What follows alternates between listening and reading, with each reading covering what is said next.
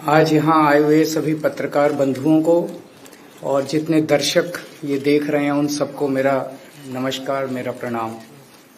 आज लखनऊ में मैं उत्तर प्रदेश के सभी मतदाताओं से इंडिया गठबंधन को भारी भरकम वोट देने के लिए, भारी मात्रा में वोट देने के लिए अपील करने के लिए आया हूँ। मैं 4 बातें रखना चाहता हूँ। पहले चारों बिंदु बता देता हूँ, फिर उसको डिटेल में एक्सप्लेन करूँगा।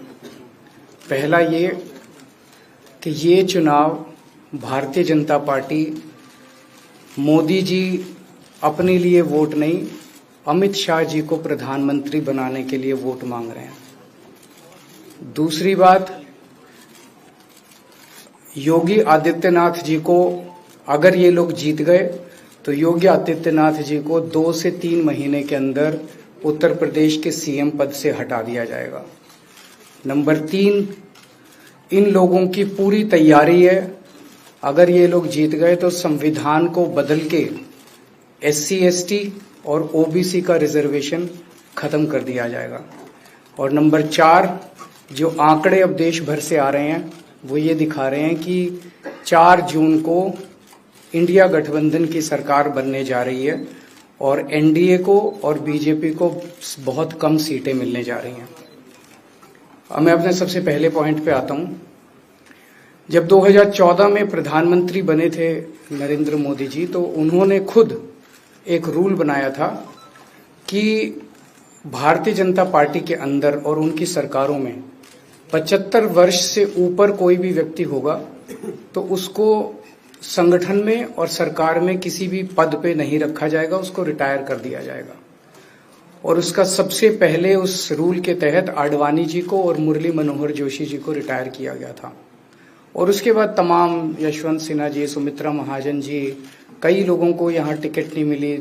कई लोग जो पद पे बैठे हुए थे उनको पद से इस्तीफा दिलवा के उनको हटाया गया। ऐसे कई सारे लोग हैं। तो अब अगले साल 17 सितंबर को प्रधानमंत्री मोदी जी 75 साल के होंगे और मोदी जी ने तय कर लिया है कि अमित शाह जी को वो अपना वारिस बनाएंगे और अमित शाह जी अगले साल 17 सितंबर को देश के प्रधानमंत्री बनाने का उन्होंने तय किया है मोदी जी ने। इसके ऊपर मोदी जी पिछले 1-2 साल से लगे भी हुए हैं, क्योंकि भारतीय जनता पार्टी के अंदर अमित शाह जी के सामने जो जो बाधाएं पैदा कर सकता था नेता, एक एक करके उन सब नेताओं को साइड कर दिया गया, उनका पत्ता साफ कर दिया गया। शिवराज सिंह चौहान को हटा दिया गया, वसुंधरा राजे को हटा दिया गया, डॉक्टर रमन सिंह को हटा दिया गया, देवेंद्र फडणवीस को खत्म कर दिया गया, खट्टर साहब को खत्म कर दिया गया, एक एक करके सबको खत्म कर दिया गया। एक ही शख्स बचे हैं जो अमित शाह जी के रास्ते का कांटा बन सकते हैं। हेलो, आवाज आ रही है? आ रही है। एक ही ठीक है, आ रही है। एक ही शख्स हैं जो कि उनके रास्ते का कांटा बन सकते हैं, वो हैं योगी आदित्यनाथ जी। अब योगी आदित्यनाथ जी को इन्होंने हटाने का पूरा मन बना लिया है और अगर इनकी सरकार बनी तो 2 महीने के अंदर योगी जी को भी उत्तर प्रदेश के सीएम से हटा दिया जाएगा। मैंने दिल्ली में 3-4 दिन पहले ये प्रेस कॉन्फ्रेंस की थी और ये दोनों मुद्दे उठाए थे।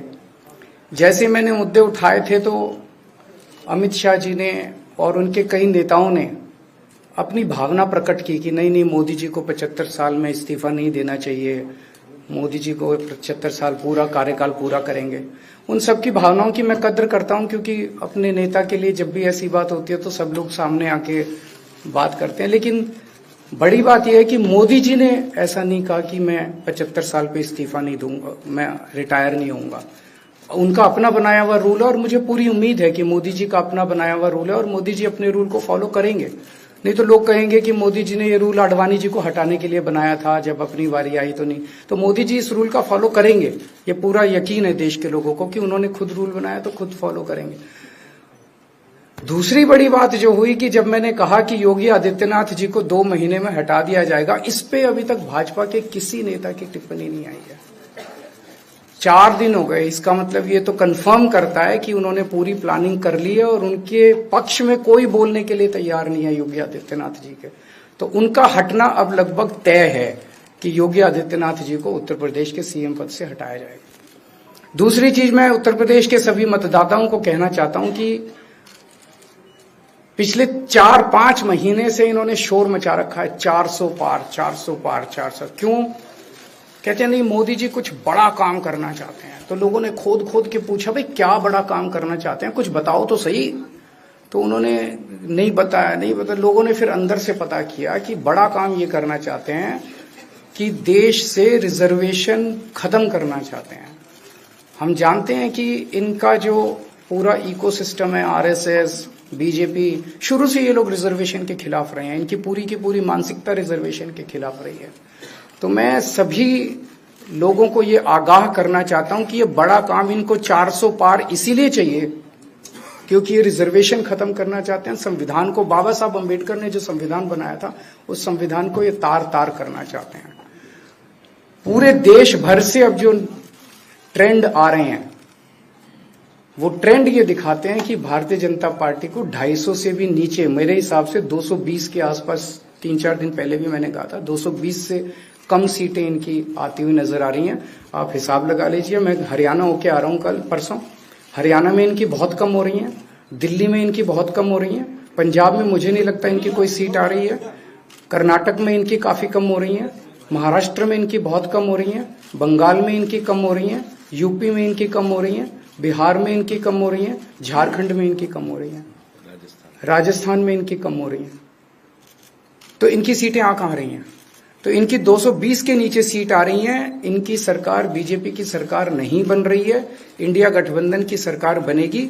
और इंडिया गठबंधन की सरकार जो है वो देश को एक प्रगति के रास्ते के ऊपर लेके जाएगी। इस तरह से जो पूरे देश के अंदर एक नेगेटिविटी इन लोगों ने फैलाई है, उसको हम लोग ठीक करेंगे। मैं अंत में उत्तर प्रदेश के सभी लोगों को अपील करना चाहता हूं कि इंडिया गठबंधन के, यहाँ पे सपा और कांग्रेस का गठबंधन है, इंडिया गठबंधन का जो जहां से कैंडिडेट है उसको भारी मात्रा में वोट देकर आप सब लोग जिताइए। अब मैं निवेदन करूंगा समाजवादी पार्टी के राष्ट्रीय अध्यक्ष माननीय अखिलेश यादव जी से।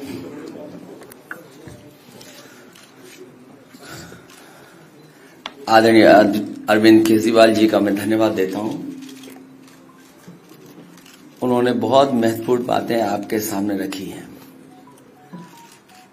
जो देश का माहौल है और 4 चरणों में भारतीय जनता पार्टी चारों खाने चित्त हो चुकी है और उनके आंसुओं की नदी उफान में है। भारतीय जनता पार्टी जो 400 पार का नारा दे रहे थे,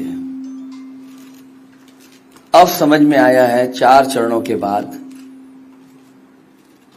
वो बात तो ठीक है कि आरक्षण पे सबसे पहले हमला करेंगे, लेकिन 400 पार नारा इसीलिए दे रहे हैं कि 543 में 400 के बाद वो सीटें देख रहे हैं, तो वो केवल 143 बन रही हैं।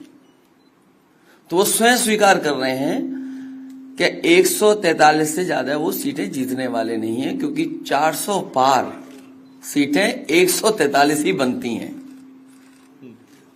और 140 करोड़ की जनता इस बार इन्हें 140 सीटों के लिए भी तरसा देगी। ये यूपी, दिल्ली और पंजाब ये 99 सीट के खेल में ही उलझ जाएंगे। यहां कुछ इन्हें हासिल होने वाला नहीं है। रोटी कपड़ा और मकान की तो लड़ाई हम लोग लड़ेंगे, लेकिन रोटी कपड़ा और मकान से पहले हमें संविधान बचाना है। संविधान बचेगा तो लोकतंत्र बचेगा और बाबा साहब भीमराव अम्बेडकर जी का दिया हुआ संविधान ये हमें अधिकार, हमें न्याय दिलाता है। भारतीय जनता पार्टी की इस साजिश को आम लोग समझ गए हैं और इस बार सबसे बड़ी हार भारतीय जनता पार्टी की होने वाली है। अभी तक तो हम ये कहते थे कि ब्रह्मांड का सबसे बड़ा झूठ बोल रही है। अब लग ये रहा है हारने के बाद ये ब्रह्मांड का झूठ का विद्यालय खोलेंगे, यूनिवर्सिटी खोलेंगे और वाइस चांसलर और डीन पहले से ही रिटायर होकर के वहां अपने आप नियुक्त हो जाएंगे। इसलिए देश को बचाने के लिए आदरणीय अरविंद केजरीवाल जी आए हैं, हम लोगों का सहयोग और मदद करने के लिए आए हैं। मैं इनका धन्यवाद देता हूं। और आप पार्टी, इंडिया गठबंधन, समाजवादी पार्टी, हम सब मिलकर के भारतीय जनता पार्टी को हटाने जा रहे हैं। बीजेपी कह रहे हैं कि जो संविधान की बात है, संविधान खत्म करने की बात है, उस पर झूठ फैला रहा है। आप लोगों को कहा जा रहा है कि आप लोग झूठ फैला रहे हैं, संविधान नहीं बदलेगा। प्रधानमंत्री खुद ऐसा कह रहे हैं, इसको आप कैसे देखते हैं? उनकी कौन सी बात सच निकलेगी? अभी आपसे कहा कि 75 साल वाला जो वो है रूल नियम, उसको तो फॉलो किया जाएगा ना, इसी से पता लग जाएगा। और एक मिनट, अगर आप इनका इतिहास उठा के देखें पिछले 75 साल का, जनसंघ का, आरएसएस का, थ्रू आउट ये लोग रिजर्वेशन के खिलाफ रहे हैं। तो अब 400 सीटें लाके ये संविधान बदल के उस रिजर्वेशन को खत्म करना चाहते हैं।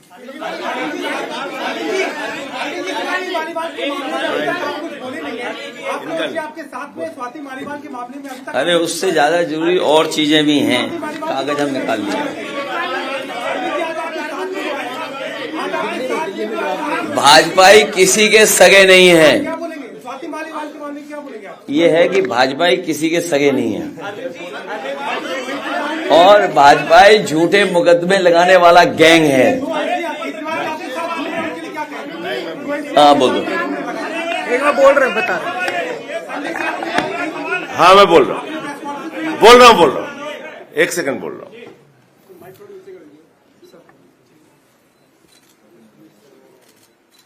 सब लोग, पूरा देश हतप्रभ है, दुखी है, आज तक पीड़ित है। मणिपुर के अंदर एक कारगिल योद्धा की पत्नी को निवस्त करके घुमाया गया, सैकड़ों महिलाओं के साथ दरिंदगी हुई, भारत के प्रधानमंत्री खामोश रहते हैं। हजारों महिलाओं के साथ प्रज्वल रवन्ना ने बलात्कार किया, दरिंदगी की, मां की उम्र की महिलाओं के साथ। प्रधानमंत्री कहते हैं ये भारत को मजबूती देगा, इसी को वोट देना। ये भारत का भविष्य है प्रज्वल रवन्ना, उसको भगा दिया जाता है बीजेपी के द्वारा। पहलवान बेटियां जब जंतर मंतर पे लड़ रही थीं न्याय मांगने के लिए, तो यही स्वाति मालीवाल जो महिला आयोग की अध्यक्ष थीं, रात में उनके समर्थन में गई थी, पुलिस के लोगों ने घसीट के मारा था। हमने देखा यहीं उत्तर प्रदेश के अंदर कुलदीप सेंगर के मामले में, हाथरस के मामले में, देश के प्रधानमंत्री खामोश रहते हैं, एक शब्द नहीं बोलते। आम आदमी पार्टी हमारा परिवार है, पार्टी ने अपना रुख साफ कर दिया है और मैं चाहता हूं जितने विषय मैंने आपके सामने रखे हैं, देश के प्रधानमंत्री और भारतीय जनता पार्टी को जवाब देना चाहिए। स्वाति मालीवाल के मामले में जवाब देना, जब वो पहलवान बेटियों के लिए जंतर मंतर पे न्याय मांगने गई थी स्वाति मालीवाल जी, उस समय घसीट के मरवाया पुलिस वालों से। तो इसलिए इस पे राजनीतिक खेल ना खेलें, मैं सिर्फ इतना कहना चाहता हूं। धन्यवाद।